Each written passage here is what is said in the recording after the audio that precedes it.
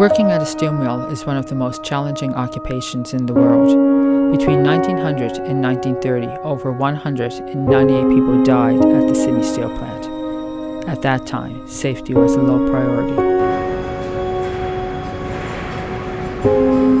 Iron and steel are 3,000 degrees Fahrenheit. So the heat is constant, it's always there.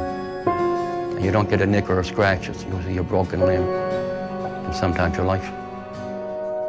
Under the new regime of DOSCO, a hospital was built on the steel plant site in 1931. The hospital included outpatient and inpatient services with a modern operating room and a 6-bed ward. You had overhead cranes, you had heat, you had dust, you had dirt.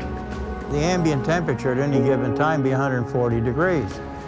Yes, it was hot, dirty, and dangerous. Well, you got to remember, they bring in a ladle of steel, 2,000 degrees.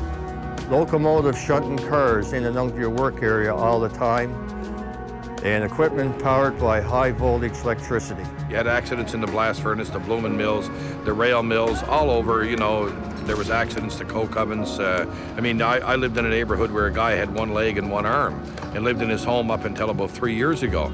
And he was, that was probably 1969 when that accident happened.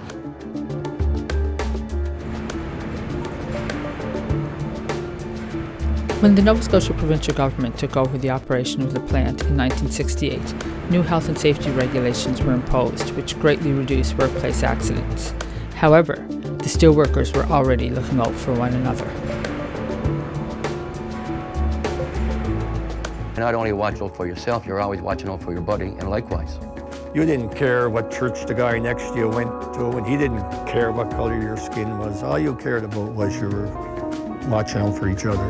You're constantly working in heat, you're pouring metal into ingots, so the only person you had to rely on was the guy that was with you and the guy looking after your back. Sometimes some benches there by our monument, our tribute to our casualties. Sometimes I'll sit there and have a coffee and that, and some old friends are on that monument. In order to get your name on this plaque, you physically had to die on the site. If you were injured on the site, taken by ambulance to the hospital and died at the hospital, your name wasn't on the site. This monument is actually people that were pronounced dead on the site itself. Many more people that actually died as a result of the steel.